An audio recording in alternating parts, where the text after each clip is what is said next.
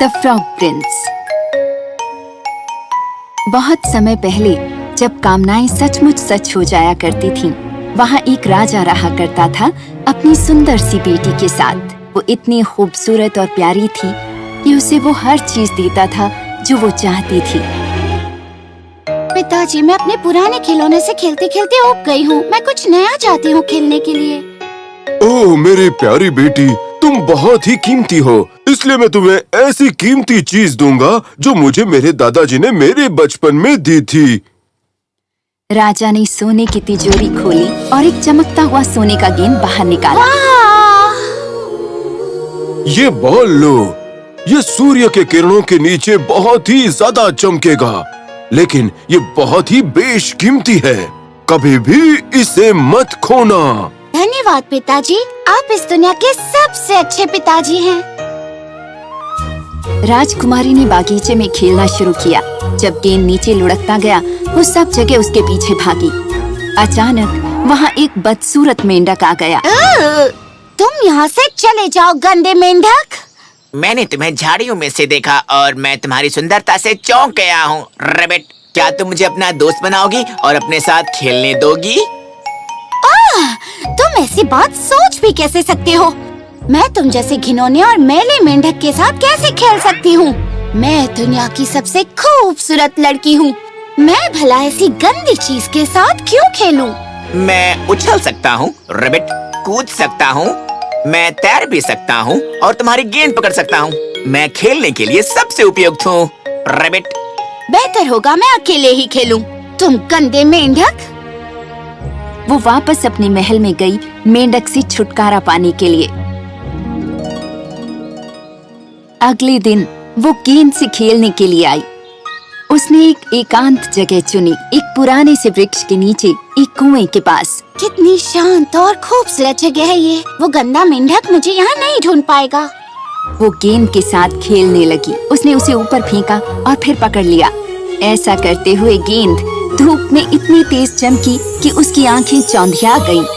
बजाय उस लड़की के छोटे हाथों में गिरने के, वो कुएं की मुंडेर के पास जमीन पर गिर गई और लुढ़क कर कुएं में चली गई। ओ नहीं, मेरी सुनहरी गेंद! ओ भगवान, ये कितना गहरा है। इस गहरे कुएं में मुझे मेरी गेंद भी नहीं दिख रही। वो रोई और रोती गई, जैसे उसे कभी तसल्ली न मिल सकती हो। और अपने रोने के बीच उसने एक आवाज सुनी। तुम्हें किस बात का दुख है राजा की बेटी? तुम्हारे आंसू तो एक पत्थर का दिल भी पिघला सकती हैं रैबिट। वो इधर उधर देखने लगी कि आवाज कहाँ से आ रही है। ओह, तो ये तुम हो घिनौने मेंढक? मैं रो रही हूँ क्योंकि मेरी सुनहरी गेंद कुएं में गिर गई है। कोई बात नहीं रैबिट, मैं तुम्हारी मदद कर सकता हूँ, पर तुम मुझे क्या दोगी अगर मैं तुम्हारी गेंद वापस ला दूँ तो? ओह, तुम जो भी चाहो प्यारे मेंढक। मेरे वस्त्र, मेरे मोती, मेरे हीरे जवाहरात, यहाँ तक कि ये ताज जो मैंने पहना है। तुम्हारे वस्त्र, मोती और जवाहरात और तुम्हारा ताज मेरे लिए नहीं है, पर अगर तुम मुझसे दोस्ती करोगी और मुझे अपना साथी और खेल सखा बनाओगी और मेज पर अपने साथ बैठने दोगी और अपनी पेट से खाने दोगी और अपने प्याले से पीने दोगी और अपने नन्हे बिस्तर में सोने दोगी, यदि तुम मुझसे इन सब बातों का वादा करोगी तो फिर मैं नीचे पानी में गोता लगाऊंगा और तुम्हारी सोने की गेंद फिर से लेकर आ जाऊंगा। उस घिनौने मेंढक की इच्छाओं की लंबी सूची सुनकर राजकुमारी बहुत हताश हो गई। पर अपनी सोने की गेंद वापस पाने के लिए उसने मेंढक के साथ सब्र से पेश आने का फैसला लिया। ओह हाँ, मैं वादा करती हूँ, तुम जो कुछ भी चाहोगे मैं दूंगी, बस तुम मेरी गेंद मुझे लौटा दो। जैसे ही मेंढक ने उसका वादा सुना, वो डुबकी लगाकर आंखों से ओझल हो गया। कुछ देर बाद वो फिर सतह पर आया, मुंह में गेंद लेकर, और उसने उसे घास पर फेंक दिया। राजकुमारी बहुत खुश हुई अपने उस खूबसूरत खिलौने को देखकर। उसने उसे उठाया और वहाँ से भाग खड़ी हुई। रुको, रुको, मुझे अपने साथ ले चलो, मैं तुम्हारी तरह तेज नहीं भाग सकता। पर इसका कोई फायदा नहीं हुआ। अगले दिन जब राजकुमारी खाने की मेज पर राजा के साथ बैठी थी, अपनी सोने की प्लेट से खाना खाती हुई, तभी दरवाजे पर दस्तक हुई।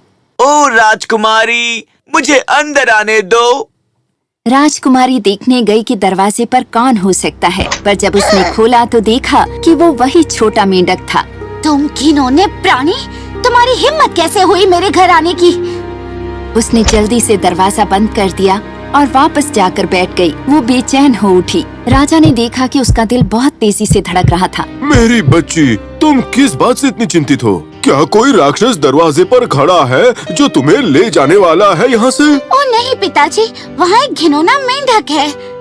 और उस मेंढक को क्या चाहिए? ओह पिताजी, जब मैं कल कुएं के पास बैठी थी और अपनी सोने की गेंद से खेल रही थी और वो पानी में गिर गई, तब मेंढक ने उसे वापस दी, पर एक शर्त पर कि मैं उसे अपना साथी बनने दूंगी। मैंने उससे वादा कर दिया, पर मैंने सोचा नहीं था कि वो पानी को छोड़ मेरे पीछे आ जाएगा।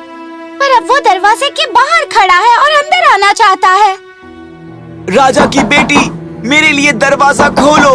तुमने मुझसे वादा किया था।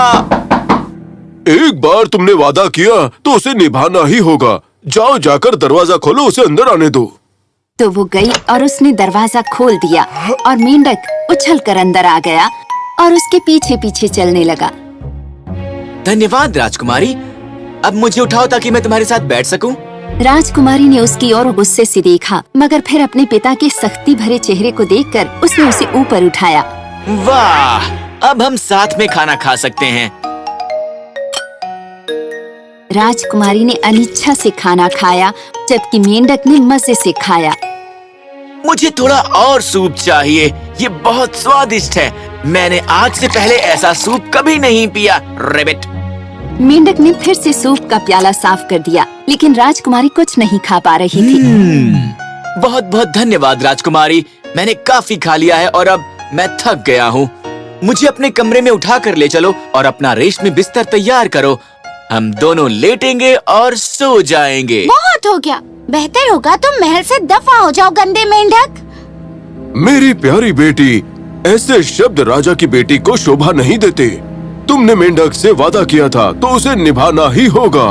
एक बार हमने किसी से वादा किया तो हमें निभाना होता है, ये परंपरा है और इस परंपरा को निभाना हमारा पुराना रिवाज है। उसने मेंढक को अपनी उंगली और अंगूठे से उठाया, उसे उठाकर ऊपर ले गई और एक कोने में डाल दिया। सारी रात तुम्हें यहीं रहना होगा, वरना मैं कल तुम्हें घने जंगल में फेंक दूंगी। मैं बहुत थक गया हूँ और मैं सोना चाहता हूँ तुम्हारी ही तरह आराम से। रेबिट, मुझे उठाओ नहीं तो मैं राजा को बता दूंगा। तुम घिनौने मेंढक। उसने उठाया और अपना पूरा जोर लगाकर दीवार पर पटक दिया, पर जब वो गिरा तो वो तुरंत मर गया। उठो बेवकूफ मेंढक, ये नाटक बंद करो। राजकुमारी ने उसे उंगली चुभाई, पर वो मर चुका था। क्या ये सचमुच मर गया है? ओह भगवान, ये मैंने क्या कर दिया? प्लीज उठ जाओ मेंढक, मुझे बहुत अफसोस है कि मैंने बुरा बर्ताव किया। उसने उसे अपने हाथ में उठाया और रोने लगी। उसने मेंढक को हौले से चूमा। आश्चर्य कि मेंढक ने अपनी आंखें खोली और सीधे फर्श पर जा खड़ा हुआ। हाँ? अब वो एक मेंढक नहीं था, बल्कि अचानक एक खूबसूरत राजकुमार बन गया, जिसकी खूबसूरत आंखें थी। ओह ये क्या? तुम कौन हो? और वो छोटा मेंढक कहाँ गया? चिंता मत करो, मैं वही मेंढक हूँ और अब मैं राजकुमार बन गया हूँ। मैं तुम्हें पूरी कहानी सुनाऊंगा। जब मैं इंसान था, मैं बहुत ही चालाक और जिद्दी था। एक बार मैं जंगल में शिकार करने गया, जानवरों को मारने के लिए। अचानक एक वुड फेरी मेरे सामने आ गई। बेरहम इंसान, ये जानवर तुम्हारे खेलने के लिए नहीं है। वो भी जीवित प्राणी हैं जैसे कि तुम हो। परमेश्वर ने ये शानदार कुदरत रची है और तुम उसे तबाह कर रहे हो। क्या उन्होंने तुम्हें चोट पहुंचाई है? मुझसे इस तरह बात करने की तुम्हारी हिम्मत कैसे हुई? क्या तुम जानती नहीं मैं कौन हूँ? मैं इस राज्य का राजकुमार हूँ, इसलिए ये जंगल भी मेरा है। हर पेड़, हर जानवर और इस धरती की हर एक चीज मेरी संपत्ति है। ना समझ राजकुमार, कुदरत परमेश्वर का है। इस ब्रह्मांड को परमेश्वर ने रचा है, तुमने नहीं। तुम्हें कोई अधिकार नहीं है निर्दोष जानवरों को मारने का। बहुत हो गया औरत, हट जाओ यहाँ से। अचानक वो वुड फेरी एक लंबी और विशाल औरत बन गई। उसे देखकर राजकुमार डर गया। जिद्दी इंसान, मैं तुम्हें शाप देती हूँ एक छोटा सा मेंढक बनने का। अब इस जंगल के सांप तुम्हारे पीछे पड़ेंगे, तुम्हारा शिकार करेंगे जैसे तुम करते हो। तुरंत ही राजकुमार एक मेंढक में बदल गया। तुमने मेरे साथ क्या किया? मैं तुमसे विनती करता हूँ रेबिट, कृपया मुझे माफ कर दो। मैं वादा करता हूँ फिर कभी प्रकृति माँ को नुकसान नहीं पहुँचाऊंगा। मैं हर एक जीव से अच्छे से पेश आऊंगा। कृपया मुझे माफ कर दो, कृपया माफ कर दो। मेरे ख्याल से तुम्हें अपनी गलतियों का एहसास हो गया है, पर तुम्हारी जिद को सजा मिलनी ही चाहिए। मैं तुम्हें एक तरीका बताती हूँ। हाँ, कृपया परिमा। रेबिट, मैं खुद को साबित करूंगा। तुम्हें एक राजकुमारी को ढूंढना होगा जो बेचारे प्राणियों का निरादर करती है, और उसे मनाना होगा कि वो तुम पर दया करे। अगर तुम एक इंसान का स्वभाव बदल सकोगे तभी तुम दोबारा राजकुमार बन पाओगे। राजकुमारी बहुत शर्मिंदा हुई अपने इस निर्दयी व्यवहार के लिए।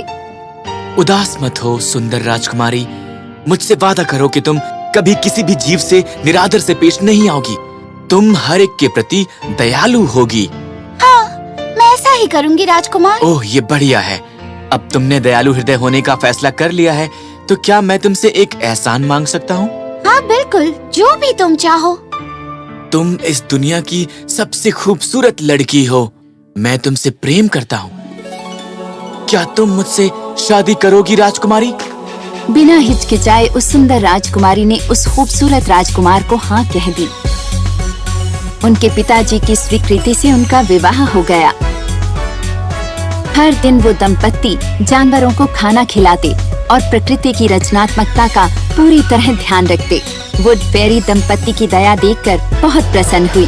बहुत अच्छे मेरे बच्चों, तुमने खुद को साबित कर दिया है दिव्य इंसानों के रूप में। ये दिव्य इंसानियत हर इंसान में रहती है, पर जो इस प्रकृति को जागृत करते हैं वो दिव्य बन जाते हैं। परमेश्वर हमेशा तुम दोनों पर अपना आशीर्वाद बनाए रखेगा। उसके बाद वो दंपत्ति हमेशा राज़ी खुशी और आशीषित रहे।